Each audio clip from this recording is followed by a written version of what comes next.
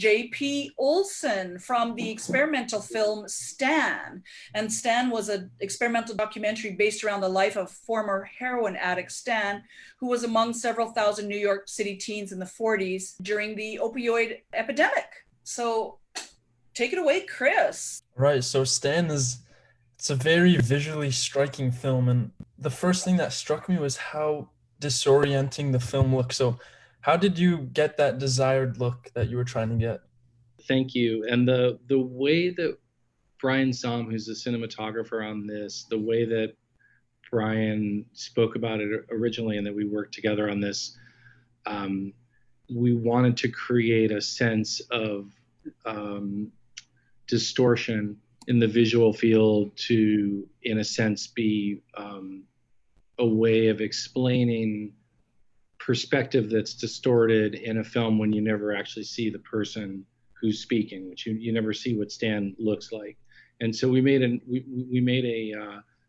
very specific effort to figure out how could we give this a specific visual language. And in technical terms, what we did is we took a tilt shift lens and we really cranked it to a high degree.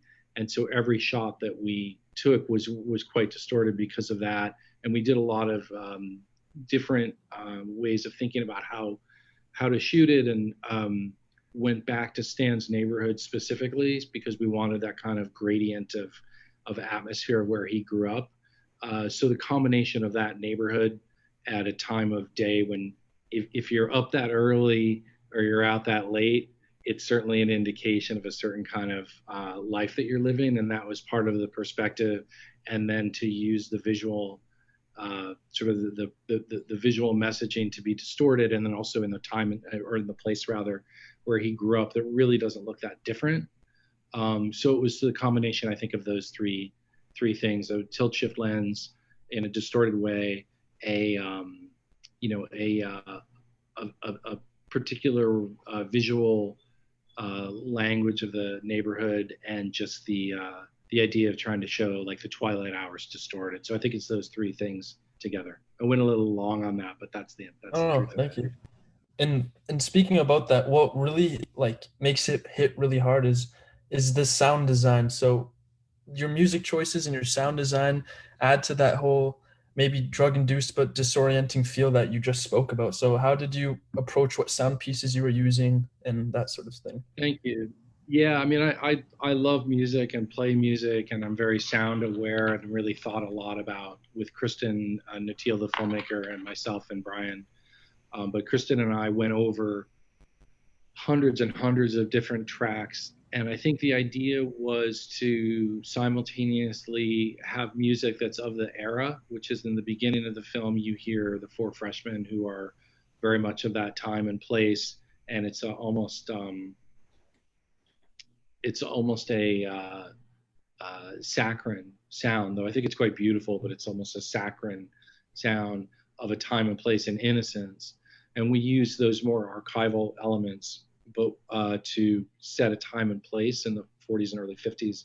And then the more recent music and sound design, we really looked toward modern composers, William Basinski, and thinking about people like that who are doing really interesting things with sound, and the idea that we would go from something that was very melodically structured to something that really wasn't about melody at all. And also simultaneously, we were thinking a lot about, in a sense, being the earlier music with something that's more of the moment, and to create an almost timelessness because of it. That was the hope, at least, that we would have, because there's a period of 80 years between different parts of the soundtrack, and that was intentional. It was to give this idea of like, this could be anywhere, any place, any time. It could be now, and it happened then, but it's the same narrative regardless of the people involved, because the struggles that people go through, even if their drugs are different, and the family life experiences and the areas of the world they grow up in are different, the experience of trying to get clean and the difficulty in that is pretty universal. So it was a way of, I guess, informing what we were thinking about the larger message of the film, that this is at once a historical film, but it's also a film that's very much could be told about someone right now. And without compromising the anonymity of Stan, the man speaking, how did you find and approach him and guide this conversation? Yeah, it's a great question. I feel really strongly about this film for this reason, is that Stan was a person that I interviewed for a film about 10 years ago about a prison hospital in the United States called the U.S. Federal Narcotic Farm. It was actually the name of the facility. I had made a film about that prison/hospital. It's a really interesting chapter in American history. It's kind of like the Kinsey Institute to sex is to this what this place was to drug study, meaning that you had this sort of taboo subject that was being studied in a serious way in a somewhat remote area with great with some really truly great researchers and scientists. Stan had been sent there in lieu of going to prison for being arrested, and was a really helpful subject in the film, talking about his experiences in the prison itself. But in between questions, or in parts of questions, he would talk about his life in more personal terms. And I came to understand that when he was talking about his life in certain portions of the film, and one in particular, it's quite clear that he's never really talked about what he had gone through in his life in terms of his life of addiction, other than as a drug counselor. I'm sure he had talked to people about his experiences, but he never talked publicly, or certainly in a film or a newspaper story or anything like that. He never talked about his experience. And the reason for that, one, I think he was embarrassed by it. Two, I think people from that time period, the 40s and the 50s, who I had interviewed for this larger project, to be a heroin addict in particular at that time was a very different thing than now. It was so demonized, and you were akin to almost being like seen as like a child molester. It was like as bad as it could be. And so there's a lot of, I think, psychic wounding that went on with that particular generation of people who got caught up in drugs. So he had been part of this larger project, and I had been haunted in a sense about the things that he had talked about that weren't in the film. And I wanted to, in some way, animate his personal story, and also his, I think in a sense, it's like it's a triumphant story in the sense that he really did change, and he went on to help other people, and what in many ways for a lot of people would be akin to like a plane crash that you're not going to survive. He did, and he went on to become, in my opinion, a much more evolved person than he probably had been up to that time because of what he had to go through. So in a lot of ways, he became a great teacher to many people, and it was my way of honoring his story. And he's since passed, by the way. Stan died several years ago, but I spoke to him about wanting to do this, and he was good. And this was, in a way, my thank you to him for being so open and honest about a subject that was difficult for him to talk about.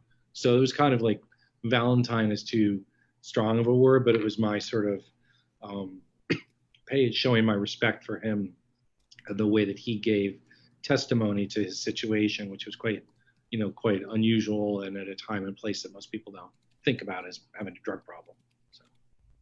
And since this is such an intimate subject, how big was your crew? It was very tiny. It was just myself and Brian shooting, and I put together the script from audio, and then Kristen Nutile edited the film with me. We were fellows together at the McDowell Fellowship in New Hampshire, which is a great experience. And we spent 2 weeks working on the film, Kristen and I together, and we just went back and forth and back and forth. And a lot of it was really almost proof of concept.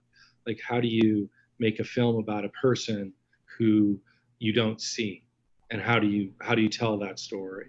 And so in that sense, it was almost a proof of concept, but it was a total really of 3 people. And otherwise, we had some post-production help, but the film was locked and done with just the work of the 3 of us. What would you say is the main takeaway, or the main thing you want people to look at this film and sort of receive from it? It's funny, like I wouldn't start a film thinking this, but by the end, I think I'm not particularly religious, but the whole idea of like Jesus loves the worst sinners most, and that everyone is redeemable, I think that's the film. I think that's the idea. That's what I took away from it. And in a way, as I'm sure you know, like working on films, like the gift of the film can often be something that you'd never thought about until you're done with it. And then you realize, oh, I needed to learn that. And this is a way that I got at that. So I think by nature, by sort of general nature, I've always been a person that tries to accept people for who they are.